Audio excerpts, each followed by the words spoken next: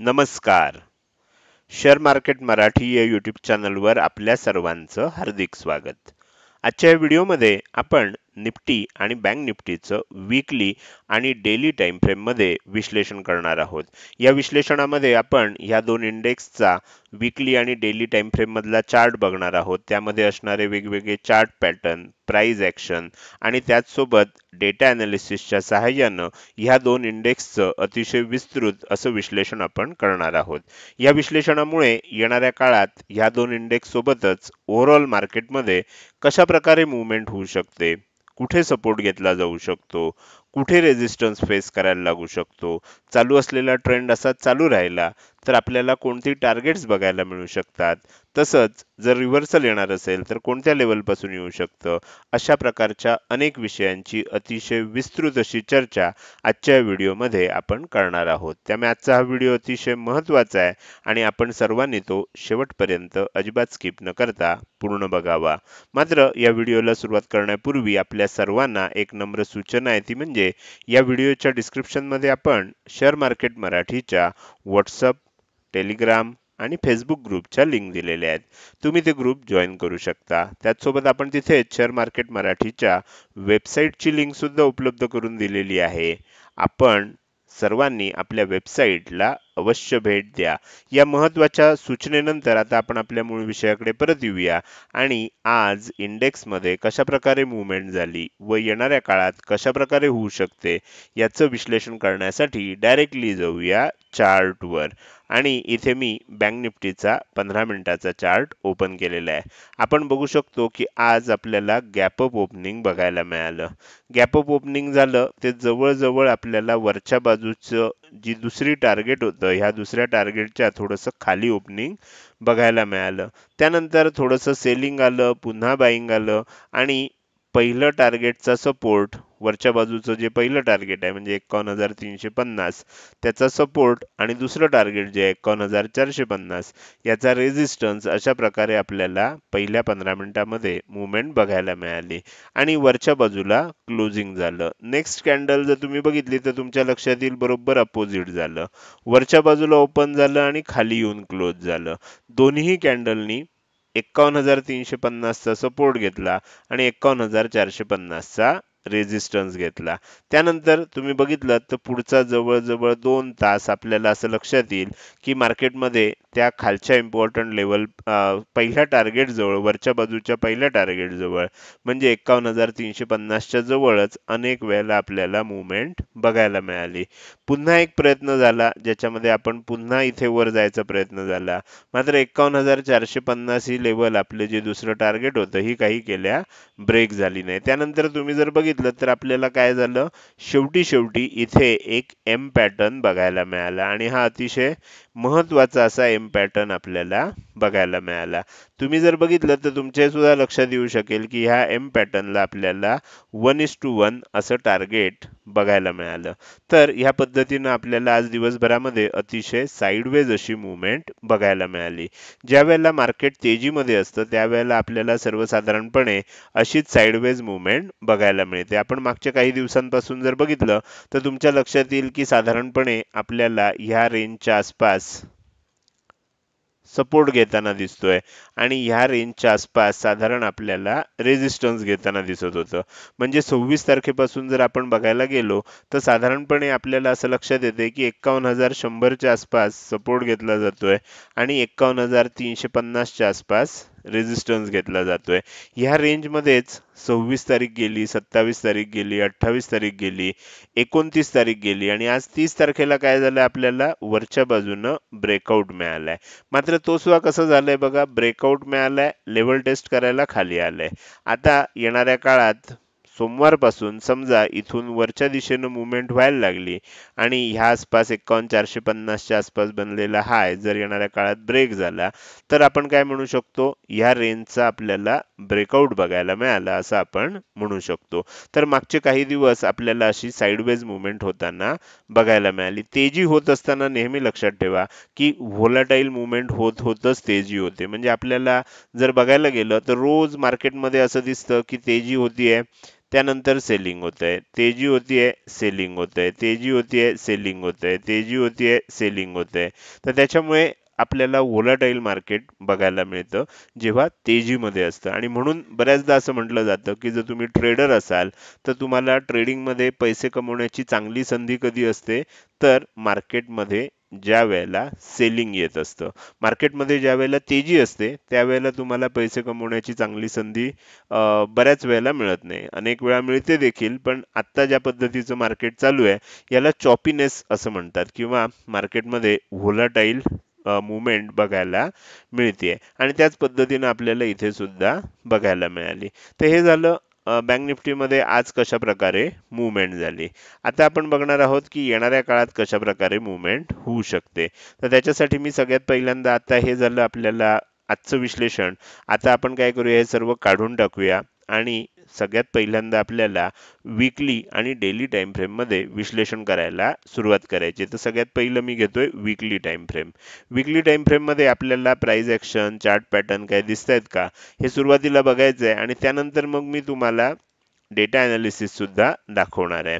तर इथे जर तुम्ही बघितलं तर आपण एक महत्त्वाची गोष्ट इथे लक्षात घेतली पाहिजे की बँक निफ्टीमध्ये एक तेजी झाली होती आणि तुम्ही इथे बघू शकता की 53,000 साधारणपणे हा इथे हाय बनला होता. 53,000 200 ते 53,600 च्या आसपास इथे हाय बनला होता. त्यानंतर इथून एक सेलिंग आलं होतं. म्हणजे काय झालं, एक मूव्हमेंट झाली आहे, त्यानंतर रिव्हर्स मूव्हमेंट झाली आहे आणि आता पुन्हा एकदा ह्या ट्रेंडचा रिव्हर्सल येतोय. तर अशा वेळेला आपल्याला, ज्या वेळेला अशा प्रकारची मूव्हमेंट होत असते त्यावेळेला आपल्याकडे सगळ्यात चांगलं टूल जे आहे ते आहे फिब रिट्रेसमेंट. मी टॉपला लावतो आणि इथे बॉटमला टच करतो. बॉटमला टच केल्यानंतर तुमच्या लक्षात येईल की फिब रिट्रेसमेंट लेवल आपल्याला इथे सर्व लेवल सपोर्ट आणि रेजिस्टन्सच्या दाखवतात. मी मुद्दाम तुम्हाला इथे झूम करून दाखवतोय म्हणजे तुमच्या लक्षात येईल की इथे तुम्हाला हे जे 2 आठवडे आहेत, तुमच्या लक्षात येईल की ऑगस्ट मधले पहिले 2 आठवडे हे आपल्याला ह्या 23.6% च्या लेवल जवळच ट्रेड करताना त्याचा रेजिस्टन्स घेताना बघायला मिळाले. 50,525 च्या आसपासची ही लेवल होती. त्यानंतर मागच्या आठवड्यामध्ये आपल्याला काय झालं की इथे 38.2% ची जी लेवल आहे त्याचा रेजिस्टन्स घेतला गेला. 51,075 च्या आसपासची ती लेवल होती. त्यानंतर ह्या आठवड्यात काय झालं, त्याच लेवलचा सपोर्ट घेतला गेला आणि वरची लेवल 50% लेवल जी आहे त्याचा रेजिस्टन्स घेतला गेला. तुमच्या लक्षात येईल की ह्या आठवड्यात आपल्याला इथे गेल्यावरच सेलिंग का आलं, 51,500 च्या आसपास आपल्याला 50% ची लेवल आहे. म्हणजे काय झालंय बघा की हे जे काही सेलिंग झालं होतं त्यानंतर आता हा जो काही बाउन्स येतोय हा नॅचरल बाउन्स आहे. म्हणजे जेवढं सेलिंग झालंय, म्हणजे मी नेहमी सांगतो टेरेसवरनं एखादी उंच बिल्डिंग आहे, टेरेसवरनं आपण जर एखादा चेंडू खाली सोडून दिला, नुसता सोडून दिला, तर तो ग्राउंड फ्लोअरवर आपटल्यावर काही उंचीपर्यंत बाउन्स करतो. आपले आपण करतो. म्हणजे खालनं कुणीही थ्रो न करता सुद्धा तो बाउन्स करतो. तर त्या पद्धतीनं आपल्याला हा बाउन्स बघायला मिळालाय. आता जर 50% लेवलच्या वर टिकत असेल, म्हणजे 51,500 च्या वर जर बँक निफ्टी टिकत असेल, तर मग आपण असं म्हणू शकतो की मग येणाऱ्या काळात ही तेजी कंटिन्यू होऊ शकते. अन्यथा काय आहे, हे सेलिंग झालंय आणि आलेला हा बाउन्स आहे. म्हणजे वीकली टाइम फ्रेम मध्ये आपल्याला काय दिसतंय की एक सेलिंग आलं होतं आणि त्यानंतर आता आपल्याला एक बाउन्स येतोय. म्हणजे आपण असं म्हणू शकतो की त्याच्यामध्ये आता एक रिव्हर्स मूव्हमेंट, प्रॉफिट बुकिंगची मूव्हमेंट बघायला मिळते. जर 51,500 च्या वर टिकलं तर आपल्याला वरच्या दिशेनं मोठी मूव्हमेंट बघायला मिळू शकते. ही जी रिट्रेसमेंट आहे ह्याला रिट्रेसमेंट असं सुद्धा म्हणतात. तर ही रिट्रेसमेंट मध्ये आता दोन शक्यता आहेत. एक, वरच्या दिशेनं टिकेल 51,500 च्या वर आणि खूप चांगली तेजी होईल आणि मग ती होत असताना आपल्याला 61.8% ची लेवल आहे, म्हणजे 51,950 ची. त्यानंतर आपल्याला इथे 78.6% ची लेवल आहे, 52,500 ची, 52,550 ची. आणि मग आपल्याला ही टॉपची लेवल आहे ती म्हणजे 53,357 ची. तर ह्या पद्धतीने आपल्याला वर जाताना कोणकोणती टार्गेट्स बघायला मिळू शकतात. पण त्यासाठी सगळ्यात महत्त्वाची गोष्ट काय आहे, की ही जी 50% ची लेवल आहे, ह्याच्यावर टिकणं आवश्यक आहे. अन्यथा ह्याच ठिकाणी आपल्याला काय होऊ शकतं, रेझिस्टन्स घेऊन किंमत खाली सुद्धा येऊ शकते. आणि हे होण्यासाठी आपल्याला मग कोणकोणते टार्गेट्स मिळू शकतात खाली यायला लागली तर? पहिली लेवल आहे 38.2% ची, जी आहे 51,075 च्या आसपास. तिथूनही खाली आलं तर पुन्हा मग 23.6% ची लेवल आहे 50,525 च्या आसपास. अशा पद्धतीने आपल्याला वरच्या आणि खालच्या लेवल सुद्धा या वीकली टाइम फ्रेम मध्ये बघता येतात. म्हणजे पुढचा आठवडा आपल्याला बघावा लागणार आहे, की तो कोणत्या एरियामध्ये, समजा ह्या एरियामध्ये ट्रेड केलं तर मग आपण समजू शकतो की आता 50% चा ब्रेकआउट आला ह्या लेवलच्या 51,500 च्या वर, जर टिकलं पुढच्या आठवड्यामध्ये तर मग येणाऱ्या काळात तेजी होऊ शकते, हे आपल्याला लक्षात येईल. मात्र तसं झालं नाही, ह्या एरियामध्ये येऊन अडकलं, खालच्या एरियामध्ये अडकलं, तर दोन शक्यता आहेत. एक म्हणजे हा जो रिट्रेसमेंट आली आहे त्यानंतर इथे पॉज घेते आणि मग पुन्हा म्हणजे असा मग डब्ल्यू पॅटर्न तयार होताना सुद्धा आपल्याला बघायला मिळू शकतो. अर्थात येणाऱ्या काळामध्ये त्याची आपल्याला क्लॅरिटी येऊ शकेल. तर माझ्या मते तुमच्या लक्षात आलं असेल की वीकली टाइम फ्रेम मध्ये बँक निफ्टीचं अनालिसिस आपण कसं करू शकतो, कोणत्या लेवल्स आपल्याला इथे दिसत आहेत आणि त्या महत्वाच्या आहेत. तर हे झालं वीकली टाइम फ्रेम मधलं अनालिसिस. आता आपण डेली टाइम फ्रेम मध्ये बघूया. डेली टाइम फ्रेम मध्ये ज्या वेळेला आपण बघतोय त्यावेळेला आपल्याला लक्षात येते की मागचे बरेच दिवस आपल्याला अतिशय शार्प अशी पण व्होलाटाईल अशी तेजी बघायला मिळते. आणि ह्या दरम्यान इथे काय झालं होतं, आपल्याला इथे असणारी जी एक गॅप होती ती सुद्धा आपण भरून काढलेली आहे. आणि त्याच्यावर म्हणजे गॅप मधनं आपल्याला वरच्या दिशेनं ब्रेकआउट मिळाला. इथे जर तुम्ही बघितलं तर असा ब्रेकआउट मिळाला, हा हाय बनला, लेवल टेस्ट करायला खाली आलं आणि आता लेवल टेस्ट करून वर जाण्याच्या दिशेनं म्हणजे ही जी गॅप आहे त्याला एन शेप ब्रेकआउट देण्याची तयारी आता बँक निफ्टीनं केलेली आहे. त्यामुळे हा जो हाय आहे, ही जी हायची लेवल आहे, मी इथे मुद्दाम तुम्हाला मार्क करून दाखवतो की ही जी हायची लेवल आहे ह्याच्यावर ज्या वेळेला टिकेल, म्हणजे काय लेवल आहे ती, 51,400 ची लेवल आहे. 51,400 च्या वर ज्या वेळेला टिकेल त्यानंतर मग आपल्याला एक मोठी मुवमेंट बघायला मिळू शकते. बाकीच्या मुवमेंट लेवल जे आहेत ते आपण मगाशी वीकली टाइम फ्रेम मध्ये बघितलेल्याच आहेत. अर्थात ह्याबरोबर ही पण एक गोष्ट लक्षात ठेवली पाहिजे की आपल्याला ही जी गॅप होती, जी गॅप आपण इथे दाखवतोय, ते ही गॅप आता सपोर्ट म्हणून काम करणार आहे. म्हणजे तुम्ही जर इथे बघितलं तर तुमच्या लक्षात येईल, मी मुद्दाम ओके, 50,750, 50,750 ही आपल्याला गॅपची खालची बाजू आहे आणि 51,087 ही गॅपची वरची बाजू आहे. हा एरिया आता आपल्यासाठी सपोर्ट आहे. म्हणजे वर जात असताना बघा हा रेझिस्टन्स होता, वर जात असताना हा रेझिस्टन्स होता. मात्र एकदा आपण ह्या रेझिस्टन्स मध्ये ट्रेड केलं, ब्रेकआउट दिला, सपोर्ट घेतला, आता वर चाललोय, अशा वेळेला आता आपल्याला हा एरिया सपोर्ट म्हणून काम करणार आहे. म्हणजे आता आपल्याला डेली टाइम फ्रेम मध्ये सपोर्ट कसा काढायचा असतो ते लक्षात आलंय. 51,400 च्या वर टिकलं, ब्रेकआउट आला की कशा प्रकारे तेजी होऊ शकते हे देखील आपल्याला लक्षात आलं. तर इथे मी काय केलंय, मुद्दाम ह्या सर्व लेवल्स तुम्हाला सांगून ठेवतोय. म्हणजे ह्या लेवलचा विचार करून आपण काय करू शकतो, आपला ट्रेड प्लॅन करू शकतो किंवा आपलं विश्लेषण करू शकतो. तर माझ्या मते तुम्हाला आता त्याचा पूर्ण अंदाज आलेला असेल. आता आपण काय करूया, मी हे काढून टाकतोय. ठीक आहे. आता आपल्याला हे झालं, आपल्याला चार्ट पॅटर्न नुसार आणि प्राइस ऍक्शन नुसार कोणकोणत्या आपल्याला कोणकोणत्या गोष्टी ह्या विश्लेषणातून लक्षात आल्या. आता आपण पुढे जाणार आहे आणि डेटा अनालिसिस करायला सुरुवात करणार आहे. त्यासाठी मी इथे सेन्सिबलचा चार्ट ओपन केलाय. आता तुम्ही ज्या वेळेला हा चार्ट बघताय त्यावेळेला मी सध्या काय करतो हे काढून टाकतो. ओके, हा जेव्हा चार्ट बघता त्यावेळेला तुम्हाला लक्षात येईल की हा डेली चार्ट आहे. म्हणजे तुम्ही इथे बघितलं तर डेचा चार्ट आहे. ओके, तुम्ही जर इकडे बघायला गेलात तर हा सुद्धा तुम्हाला डेचा चार्ट दिसतोय. मी इथे डेली टाइम फ्रेम हे केली आहे. पण तुम्ही जर हा चार्ट बघितलात आजच्या दिवसाचा आणि तुम्ही इकडे आलात आणि सेन्सिबल मधला चार्ट बघितला तर तुमच्या लक्षात येईल की हे दोन चार्ट वेगळे आहेत. अनेक वेळेला आपल्या YouTube चॅनलवर सुद्धा अनेक जण कमेंट करून म्हणतात, की "सर तुम्ही जे दाखवलं चार्ट आणि आम्ही जो बघतोय चार्ट आमच्या ब्रोकरच्या ॲपमध्ये असेल किंवा इतर कुठे असेल, तर तो आम्हाला वेगळा दिसतोय. म्हणजे तुम्ही जे दाखवलं तसा चार्ट आम्हाला दिसतच नाहीये." तर पूर्वीच्या काळी काय व्हायचं, की असं डिस्क्रिपन्सी म्हणजे असा विरोधाभास किंवा वेगवेगळे चार्ट आपल्याला खूप दिसायचे. आता हळू त्याचं प्रमाण कमी झालंय. मात्र अजूनही ते प्रमाण आहे आणि जसं आज मी तुम्हाला दाखवतोय, तसं तुम्हाला निफ्टीच्या चार्टमध्ये सुद्धा जर तुम्ही सेन्सिबल मधला चार्ट ओपन केलात, तर तुम्हाला त्याच्यामध्ये फरक दिसणार. मग आता ह्याच्यामध्ये ऑथेंटिक कोणता किंवा बरोबर कोणता? मार्केट आता क्लोज झालंय म्हणून आपण हे सांगू शकतो.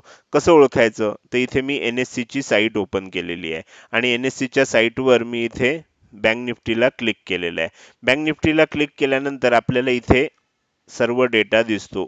OHLC असं ज्या डेटाला म्हटलं जातं, म्हणजे ओपन, हाय, लो, क्लोज. तो डेटा आपल्याला इथे दिसतोय. मग हा डेटा ज्याच्याशी मॅच करतो तो चार्ट बरोबर. अर्थात हे मार्केट चालू असताना अगदी ॲक्युरेटली करता येत नाही. आपल्याला काय होतं, जो चार्ट आपल्याला दिसतो त्याच्यावरच रिलाय करावं लागतं. तर ह्याच्यासाठी आपल्याला मी काय करतो, ट्रेडिंग व्ह्यूचा चार्ट का वापरतो ह्याचं उत्तर आता तुम्हाला मला इथे सांगायचं आहे. ट्रेडिंग व्ह्यूचा चार्ट जो आहे हा मॅक्झिमम वेळेला मी अजिबात ट्रेडिंग व्ह्यूची ॲडव्हर्टाईज करत नाहीये किंवा तुम्हाला ते वापरा असं सांगत नाहीये. कारण तो फ्रीच आहे. वापरला तरी सुद्धा तुम्ही चालू शकतो. पण ट्रेडिंग व्ह्यूचा चार्ट आपल्याला काय होतं, की बऱ्याच वेळेला इतर कुठल्याही ब्रोकर टर्मिनलवरच्या चार्टपेक्षा आपल्याला जास्त ॲक्युरेट असतो असं माझं मत आहे. माझा अनुभव तसा आहे. कदाचित तुमचा अनुभव जर वेगळा असेल तर तुम्ही नक्कीच कमेंट करून सांगू शकता. तर त्यामुळे मी नेहमी काय करतो, ट्रेडिंग व्ह्यूचा चार्ट वापरतो. आता ट्रेडिंग व्ह्यूचा चार्ट वापरण्यामध्ये एक तोटा देखील आहे. ट्रेडिंग व्ह्यूचा चार्ट जेव्हा आपण वापरतो आणि तुम्ही एखाद्या ब्रोकर टर्मिनलवर जेव्हा बघता, तेव्हा काही सेकंदाचा डिले दिसतो. म्हणजे तुम्ही जर मोबाईलवर समजा तुमचं ब्रोकरचं ॲप ओपन केलंय आणि इथे लॅपटॉपवर समजा तुमचा ट्रेडिंग व्ह्यूचा चार्ट आहे, तर तुम्हाला काय दिसतं, मोबाईलवर ती किंमत आधी आलेली दिसते आणि म्हणजे तुमच्या ब्रोकरच्या ॲपमध्ये ती किंमत आधी दिसते. ट्रेडिंग व्ह्यूवर काही सेकंद 1-2 सेकंदानंतर ती किंमत दिसते. थोडासा लॅग आहे, पण ॲक्युरेट आहे. त्यामुळे आपण काय करतो, मी स्वतः काय करतो, मी ट्रेडिंग व्ह्यूचा चार्ट जास्त विश्वासानं वापरतो. अर्थात जोपर्यंत असा अनुभव आहे तोपर्यंत. हा अनुभव बदलला तर त्याविषयी मी नक्कीच तुम्हाला अपडेट करेन. तर हे झालं माझ्या अनुभवाविषयी, म्हणून मी NSEचा चार्ट, निफ्टीचा सुद्धा या पद्धतीनं बघू शकता. तर हे जे आकडेवारी आहे, ही आकडेवारी इथे दिसणाऱ्या चार्टच्या आकडेवारीशी परफेक्ट जुळणारी आहे आणि इथे दिसणाऱ्या चार्टच्या आकडेवारीशी जुळणारी नाहीये. तर त्याच्यामुळे मी तुम्हाला ते सांगितलं. बरं, मग आता सेन्सिबलचा आपण हा चार्ट कशासाठी ओपन केलाय, तर आपल्याला इथे समजून घ्यायचं आहे की ओपन डेटा अनालिसिस करायचं आहे, ओपन इंटरेस्ट अनालिसिस करायचं आहे. मी इथे बँक निफ्टीचा चार्ट ओपन केलाय. आपल्याला रेझिस्टन्स कुठे दिसतोय बघा, 52,000 ला. हा डेटा ॲक्युरेट आहे. ह्याविषयी म्हणजे चार्ट बघू नका, हा जो डेटा दाखवतोय तो बघा, हा ॲक्युरेट आहे. 52,000 ला आपल्याला काय दिसतंय, हायेस्ट रेझिस्टन्स दिसतोय आणि त्याच्यानंतर जर रेझिस्टन्स कुठे दिसतोय आपल्याला बघायला गेलं तर आपल्याला दिसतोय 51,500 ला. म्हणजे आपल्याला काय आपण म्हणू शकतो, 51,500 ते 52,000 हा आपल्याला रेझिस्टन्स झोन आहे, असं आपल्याला आता इथे दिसायला लागलेलं आहे. त्यानंतर आपण जर बघितलं तर खालच्या बाजूला सपोर्ट कुठे हायेस्ट दिसतोय, तर सपोर्ट हायेस्ट आपल्याला सपोर्ट इथे दिसतोय. हे कोणतं आहे, 51,000 आहे. म्हणजे आपण काय म्हणू शकतो, 51,000 ला खूप चांगला सपोर्ट आहे आणि खाली आपण जर त्याच्या खाली बघितलं तर 50,000 आहे. म्हणजे खालच्या बाजूला खूप मोठी रेंज आहे सपोर्टची. म्हणजे लोकांनी जास्त विश्वास ठेवला नाहीये. म्हणजे इथे आपल्याला, आणि हे चित्र बऱ्याच वेळेला दिसतं, सपोर्टची रेंज अशी मोठी दिसते, रेझिस्टन्सची रेंज अशी छोटी दिसते. ह्याचं कारण काय आहे, की किमतीला वर जाणं अवघड असतं, त्यामुळे जवळ रेझिस्टन्स बनू शकतो. किमतीला खाली येणं सहज सोपं असतं, त्यामुळे हे जे अंतर असतं हे नेहमी जास्त असतं. तर त्यामुळे ही गोष्ट आपल्याला लक्षात ठेवायची आहे. आता हे झालं एक जनरल अनालिसिस. आता आपल्याला दुसरं काय बघायचं आहे, ह्या एरियामध्ये जर तुम्ही बघितलं, मी काय करतो, हे काढून टाकतो. ह्या एरियामध्ये बघितलं तर 51,500 ला बघितलं तर आपल्याला काय दिसतंय, रेझिस्टन्स जास्त दिसतोय, म्हणून तो आपल्याला अजूनही तुटला नाही. आज 51,450च्या आसपासच का घुटमळत राहिलं, त्याचं कारण तुमच्या इथे लक्षात आलं असेल. पण 51,300 51,400 ला बघितलं तर तुम्हाला काय लक्षात येते, तिथे सुद्धा अजून रेझिस्टन्स आहे. म्हणजे येणाऱ्या काळात सोमवारी जर 51,500च्या वर टिकायला लागलं तर आपल्याला शॉर्ट कव्हरिंग येण्याची शक्यता आहे. ह्याचं कारण जर तुम्ही इथे बघितलं तर तुम्हाला लक्षात येईल की अगदी ह्या लेवलपासून 51,000 पासून 51,500 ह्या लेवलपर्यंत आपल्याला खूप मोठा रेझिस्टन्स आहे अजूनही, किंवा शॉर्ट पोझिशन्स आहेत. रेझिस्टन्स म्हणण्यापेक्षा शॉर्ट पोझिशन्स आहेत. आणि जर 51,500च्या वर टिकायला लागला तर हे जे सगळे शॉर्ट्स आहेत हे कव्हर होताना आपल्याला नक्कीच बघायला मिळू शकतात. तर ती गोष्ट आपल्याला आता लक्षात ठेवायची. म्हणजे आता तुम्हाला काय लक्षात आलं या विश्लेषणावरून? मुद्दाम मी सर्व डिटेल गोष्टी सांगतोय. 51,500 आपल्याला 50% ची लेवल आहे, आपण बघितलं होतं मगाशी. 51,500 ला आपल्याला आत्ता, म्हणजे ज्याच्या मार्केट आत्ता जवळ आहे त्या किमतीच्या जवळ 51,500 ला आपल्याला मोठा रेझिस्टन्स दिसतोच आहे. तर ह्या दोन गोष्टी आहेत, त्यामुळे 51,500 ही मेक और ब्रेक लेवल आहे. इथनं काय होऊ शकतं, एक तेजी झाली तर मोठी तेजी होऊ शकते, मंदी आली तर एक मोठी मंदी सुद्धा येऊ शकते. त्यामुळे आपल्याला सोमवारी सकाळी थोडंसं सावध होऊन चेक करायचं आहे की काय होतंय. आणि एकदा आपल्याला दिशा कळली की मग प्राइस ऍक्शन झाली, म्हणजे 51,500च्या वर गेलं, ब्रेकआउट आलं, पुन्हा खाली आलं, पुन्हा 51,500 तोडायला लागलं, असं काहीतरी एक प्राइस ऍक्शन झाली, मग आपण गॅरंटीनं असं म्हणणं चुकीचं आहे इथे, पण आपण जास्त विश्वासानं असं म्हणू शकतो की मग तेजी होण्याची शक्यता वाढते. तर आपल्याला खाली येताना पण तसंच आहे. खाली येताना मात्र एक गोष्ट लक्षात ठेवा की 51,000, 50,000, 51,000 च्या आसपास आपल्याला इथे हा जो आहे इथे सर्वाधिक सपोर्ट देखील आहे. तर ह्या गोष्टी आता आपल्याला लक्षात घ्यायच्या आहेत. आता आपण बघूया की आजच्या दिवसामध्ये काय काय आपल्याला परिस्थिती ओपन इंटरेस्टच्या बाबतीमध्ये बघायला मिळाली. मी इथे अप्लाय करतो. तुमच्या लक्षात येईल की आजच्या दिवसामध्ये आपल्याला काय बघायला मिळालं, तर आजच्या दिवसामध्ये आपल्याला शॉर्ट कव्हरिंग बघायला मिळालं. तुम्ही इथे ह्या एरियात बघितलं तर तुम्हाला इकडे सगळं जे दिसतंय हे शॉर्ट कव्हरिंग आहे. लाल रंगाचे दिसत आहेत, इथे हिरव्या रंगाचे दिसले असते, मार्केटमध्ये मंदी झाली असती तर लॉंग अनवाइंडिंग झालं असतं.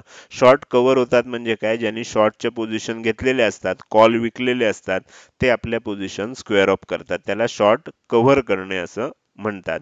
किंवा लॉंग अनवाइंडिंग म्हणजे काय, ज्यांनी तेजीच्या पोझिशन घेतलेल्या असतात, म्हणजे पुट विकलेले असतात, ते आपल्या पोझिशन स्क्वेअर ऑफ करतात मंदी व्हायला लागली तर. तर अशा वेळेला आपल्याला त्याला लॉंग अनवाइंडिंग असं म्हणायचं, आणि इथे शॉर्ट कव्हरिंग. तर माझ्यामध्ये तुम्हाला या सर्व कन्सेप्ट आता लक्षात आल्या असतील. तर हे झालं डेटा अनालिसिस नुसार आपल्याला काय चित्र दिसतंय. आता आपण पुढे जाऊया आणि बँक निफ्टीच्या या विस्तृत विश्लेषणानंतर मी तुम्हाला निफ्टीचा चार्ट ओपन करतो आणि निफ्टीमध्ये आपल्याला काय चित्र दिसतंय हे सुद्धा आता समजून घेऊया. तर निफ्टी 50 मध्ये सगळ्यात पहिल्यांदा 15 मिनिटाच्या टाइम फ्रेम मध्ये बघूया. तर इथे मी 15 मिनिटाच्या टाइम फ्रेम मध्ये निफ्टीचा चार्ट ओपन केलेला आहे. आता आपल्याला थोडंसं झूम लेवल ऍडजस्ट करून बघायचंय की कशा प्रकारे आपल्याला चित्र इथे दिसतंय. तर तुम्हाला इथे सुद्धा त्याच पद्धतीचं चित्र बघायला मिळते. अर्थात फक्त एक चांगली गोष्ट इथे निफ्टीच्या बाबतीत अशी झाली की आपलं हे पहिल्या टार्गेट जे होतं वरच्या बाजूचं 25,175च्या वर पहिलं टार्गेट जे होतं 25,225, तर त्या आसपास सपोर्ट घेतलाय आपल्याला. बँक निफ्टी काय झालं, ह्या आसपास राहिली आणि शेवटी ह्या लेवलचा सपोर्ट घेतला. त्या तुलनेत इथे फर्स्ट टार्गेटचा सपोर्ट घेऊन सेकंड टार्गेटच्या आणि फर्स्ट टार्गेटच्या मध्ये क्लोजिंग आपल्याला निफ्टीचं आलेलं. अतिशय साईडवेज आपल्याला निफ्टीमध्ये आज मुवमेंट बघायला मिळाली. तर येणाऱ्या काळात कदाचित काय होऊ शकतं, आपल्याला ब्रेकआउट होऊ शकतं आणि मागचे जवळजवळ आठवडाभर जी मार्केटमध्ये साईडवेज आणि व्होलाटाईल मुवमेंट आहे त्याऐवजी आपल्याला युनिडायरेक्शनल आणि ट्रेंडिंग मार्केट बघायला मिळू शकतं. तर हे झालं निफ्टीमध्ये आज दिवसभरामध्ये काय झालं. आता आपण काय करूया, या सर्व लेवल काढून टाकूया आणि निफ्टीचा चार्ट सुद्धा वीकली आणि डेली टाइम फ्रेम मध्ये बघायला सुरुवात करूया. तर इथे सुद्धा तुमच्या लक्षात येईल, मी ज्या वेळेला डेली टाइम फ्रेमचा चार्ट बघेन तिथे तुमच्या लक्षात येईल की आपल्याला दोन्ही चार्टमध्ये सेन्सिबलच्या आणि ह्या चार्टमध्ये आपल्याला फरक दिसतोय. आता इथे मी तुम्हाला दाखवणार आहे की आता वरची टार्गेट्स कशी काढायची. इथे काय झालंय बघा, इथे एक तेजी झाली होती बघा, एक तेजी झाली होती वीकली टाइम फ्रेम मध्ये, त्यानंतर सेलिंग आलं होतं आता पुन्हा तेजी व्हायला लागली आहे. एन पॅटर्नचा ब्रेकआउट देऊन झालेला आहे.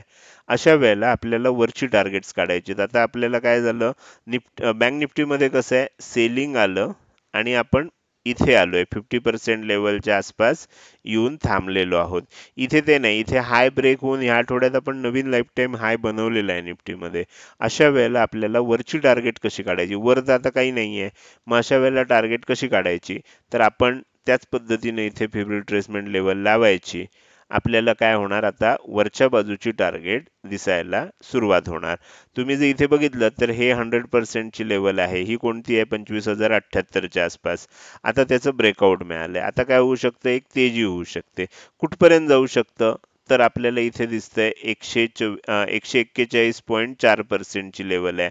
1.414 ची जी लेवल आहे, ती लेवल कोणती आहे, तर 25,568 ची आहे. म्हणजे आपण असं समजूया की 25,575 पर्यंत आता तेजी बघायला मिळू शकते. म्हणजे इथून एक तेजी होऊ शकते इथपर्यंत. त्यानंतर मग काय होतंय, कदाचित आपल्याला तेजी झाली की लेवल टेस्ट करायला खाली येईल आणि पुन्हा वर जाताना इथनं वर ब्रेकआउट मिळाला की काय होऊ शकतं, वर जात असताना आपल्याला 1.618% ची लेवल आहे. म्हणजे 25,810 ची लेवल आहे. तर ह्या लेवल्स आपल्याला येणाऱ्या काळात बघायला मिळू शकतात. असं चित्र आता आपल्याला तयार झालेलं आहे. तर माझ्यामध्ये तुम्हाला आता फेब्रुअरी ट्रेसमेंटच्या सहाय्यानं ही वरच्या बाजूच्या टार्गेट सुद्धा कशी काढायची असतात हे आता लक्षात आलं असेल. तर आपल्याला इथे एक गोष्ट लक्षात ठेवली पाहिजे की इथे आपल्याला नवीन लाईफ टाईम हाय बनलाय. हे सेलिंग कम्प्लिटली रिव्हर्सल झालंय आणि पुन्हा तेजी रिझ्यूम केलेली आपल्याला निफ्टीनं दिसून येते. आता आपण जाऊया डेली टाइम फ्रेमवर. डेली टाइम फ्रेमवर गेलात तर तुम्हाला लक्षात येईल की अगदी छोट्या छोट्या कॅन्डल मध्येच एखादी मोठी कॅन्डल बनते. म्हणजे तुम्हाला लक्षात येईल बघा, ही एक जराशी मोठी कॅन्डल बनली, बाकी ही छोटी कॅन्डल आहे, ही छोटी कॅन्डल आहे, ही छोटी आहे. म्हणजे मध्येच एखादी मोठी बनते, परत ह्या दोन छोट्या छोट्या कॅन्डल आहेत. म्हणजे असं लक्षात येते की एक दोन छोट्या कॅन्डल झाल्या की मग एक मोठी कॅन्डल बनते. तर अशा प्रकारे तेजी होत असताना आपल्याला ह्याच पद्धतीनं हळूहळू हळूहळू आणि व्होलाटाईल मार्केटमध्ये तेजी बघायला मिळते. तर हे झालं आपल्याला निफ्टीमध्ये वीकली आणि डेली टाइम फ्रेममध्ये प्राइस ऍक्शन किंवा चार्ट पॅटर्नच्या साहाय्यानं काय दिसलं. आता आपण पुढे जाणार आहोत आणि मी तुम्हाला निफ्टीचा जो चार्ट आहे त्याच्यावर ओपन इंटरेस्ट अनालिसिस कसं करायचं आहे ते आपण बघूया. तर इथे ओपन इंटरेस्ट अनालिसिस करत असताना मी इथे निफ्टीचा चार्ट ओपन केलेला आहे. हे थोडंसं ऍडजस्ट करून घेऊया. ओपन इंटरेस्ट प्रोफाईल घेतोय मी आणि सगळ्यात पहिल्यांदा आपण काय करूया, ओपन इंटरेस्ट प्रोफाईल घेऊया. ओके. आता जर तुम्ही इथे बघितलं तर तुम्हाला इथे एक गोष्ट लक्षात येईल की सगळ्यात मोठा रेझिस्टन्स जो आहे तो कुठे दिसतोय आपल्याला निफ्टीमध्ये, 26,000 ला दिसतोय आणि सगळ्यात मोठा सपोर्ट दिसतोय 25,000 ला. म्हणजे आता तुम्हाला ह्या दोन लेवल इथे लक्षात आल्या की 25,000 आणि 26,000 मध्ये लोकांनी पोझिशन तयार केलेल्या आहेत. 26,000 ला रेझिस्टन्स आहे, 25,000 ला सपोर्ट आहे. आता इन बिटवीन काय आहे, तर इन बिटवीन आपल्याला नेक्स्ट सपोर्ट कुठे दिसतोय, तर 25,200 ला दिसतोय आणि ही चांगली गोष्ट आहे. म्हणजे सेकंड हायेस्ट सपोर्ट आपल्याला इथे आहे 25,200 ला. म्हणजे आता 25,200 च्या खाली जर जास्त वेळ टिकायला लागलं तर आपल्याला सावध व्हायला लागणार. 25,000 ची लेवल सुद्धा टेस्ट करायला खाली येऊ शकते, ही गोष्ट आपल्याला लक्षात येईल. मग त्याच्यानंतरचा जर आपल्याला सपोर्ट बघायला गेला तर तो मग खूप खाली आहे, आपल्याला इथे 24,500 ला आहे. त्याचा आत्ता विचार करू शकत नाही आपण. तर आत्ता आपल्याला काय लक्षात आलं की सपोर्ट कुठे आहे, तर सपोर्ट आपल्याला इथे दिसतोय 25,000 ते 25,200. हा एरिया आपल्याला सपोर्ट म्हणून काम करताना दिसू शकेल. आता रेझिस्टन्स कुठे आहे, तर रेझिस्टन्स आपण आत्ताच बघितलं होतं की सगळ्यात जास्त रेझिस्टन्स आहे 26,000 ला. पण 26,000 अजून खूप लांब आहे, त्यामुळे आपल्याला त्याच्यापेक्षा जवळचा रेझिस्टन्स बघायचा आहे. तर आपल्याला दिसतंय की सगळ्यात त्यानंतरचा जर रेझिस्टन्स बघितला तर आपल्याला तो 25,000 लाच दिसतोय. मार्केटमध्ये जर येणाऱ्या काळात तेजी बघायला मिळाली तर अजून शॉर्ट कव्हरिंग होऊ शकतं. मी तुम्हाला आता दाखवणार आहे की अजूनही निफ्टीमध्ये फारसे शॉर्ट कव्हर झालेले नाहीयेत. तर अजूनही 25,000 ला कॉलचा जो ओपन इंटरेस्ट आहे तो आपल्याला भरपूर दिसतोय. म्हणजे 66 लाख शेअरचा, 66.66 लाख 61 हजार शेअरचा किंवा आपण असं म्हणू शकतो की तेवढ्या लॉटचा, शेअरचाच म्हणावा लागेल, लॉटचा नसतो तो. तर 66 लाख 61 हजार शेअरचा आपल्याला तिथे काय दिसतोय, कॉल सेल केलेले दिसत आहेत. तेवढा ओपन इंटरेस्ट दिसतोय. तर त्यामुळे येणाऱ्या काळात जर तेजी झाली तर ह्या सगळ्यांना शॉर्ट कव्हर करणं आवश्यक ठरणार आहे.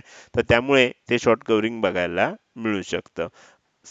हे झालं सपोर्टच्या बाबतीत. रेझिस्टन्स आपल्याला 26,000 ला आहे. त्यानंतर जर बघायला गेलं तर आपल्याला तो इथेच दिसतोय आणि मग त्याच्यावर बघायला गेलं तर 25,500 ला आहे आणि खाली बघायला गेलं तर 25,200 ला आहे. म्हणजे 25,200 च्या आसपास, म्हणजे इथे 25,200 आणि 25,500 या एरियामध्ये रेझिस्टन्स आहे आपल्याला. त्यामुळे आपल्याला काय दिसतंय, हळूहळू निफ्टी वर जाताना आपल्याला बघायला मिळते. तर हे झालं आपल्याला कुठे आहे सपोर्ट, कुठे रेझिस्टन्स आहे. आणखीन जास्त तुम्ही जसं मी बँक निफ्टीचं केलं त्या पद्धतीनं विश्लेषण करू शकता. आता आपण बघूया आजच्या दिवसभरात काय झालं, चेंज इन ओपन इंटरेस्ट काय झालं. तर चेंज इन ओपन इंटरेस्ट मध्ये तुम्हाला इथे लक्षात येईल की आपल्याला थोडंसं झूम वाढवतो. खूप जास्त आपल्याला शॉर्ट कव्हरिंग दिसत नाहीये बघा. अगदी थोडंसं शॉर्ट कव्हरिंग आहे. बँक निफ्टीमध्ये खूप शॉर्ट कव्हरिंग होतं. त्या मानानं आपण जर बघितलं तर इथे काय लक्षात येते, लॉंग पोझिशन खूप बनलेले आहेत. लॉंग पोझिशन खूप बनल्या आहेत. शॉर्ट पोझिशन आपल्याला जास्त बनलेल्या दिसत नाही आहेत. ओके. तर ह्या पद्धतीनं आपल्याला शॉर्ट पोझिशन आहेत. लॉंग पोझिशन खूप जास्त बनल्या आहेत. हळूहळू वरच गेलं तर ठीक आहे. खाली यायला लागलं तर लॉंग अनवाइंडिंग होण्याची शक्यता सुद्धा जास्त आहे. कारण खूप लॉंग पोझिशन आपल्याला इथे 25,000 ते 25,200 ह्या रेंजमध्ये बनताना बघायला मिळत आहेत. तर हे झालं आपल्याला बँक निफ्टी आणि निफ्टीचं अतिशय विस्तृत असं विश्लेषण. हे विश्लेषण तुम्हाला कसं वाटलं? जर हे विश्लेषण तुम्हाला आवडलं असेल तर नक्कीच तुम्ही या व्हिडिओला एक लाईक करू शकता आणि कसं वाटलं हे कमेंट सेक्शनमध्ये टाईप करून सांगायला अजिबात विसरू नका. लक्षात ठेवा, तुमचं एक लाईक आणि एक चांगली कमेंट हीच माझ्यासाठी प्रेरणा असेल, ज्याच्या सहाय्यानं रोजच्या रोज हे विश्लेषणाचे व्हिडिओ मी बनवत असतो. त्यामुळे व्हिडिओ आवडल्या लगेच लाईक करा. कसा वाटतोय, काही सूचना असतील तर त्या कमेंट सेक्शनमध्ये टाईप करून अवश्य सांगा. त्याचसोबत हा व्हिडिओ तुम्ही अजूनपर्यंत बघताय आणि अजूनही जर तुम्ही शेअर मार्केट मराठी आपल्या यूट्यूब चॅनलला सबस्क्राईब केलं नसेल तर कृपया सबस्क्राईब करा आणि शेजारी असणाऱ्या बेल आयकॉनला क्लिक करून ऑल असं नोटिफिकेशन निवडा. म्हणजे इथून पुढे रोजच्या रोज येणारे हे विश्लेषणाचे व्हिडिओ मी अपलोड केल्या केल्या तुम्हाला विनाविलंब बघता येतील. आजच्या व्हिडिओमध्ये मी इथेच आपली रजा घेतोय. धन्यवाद.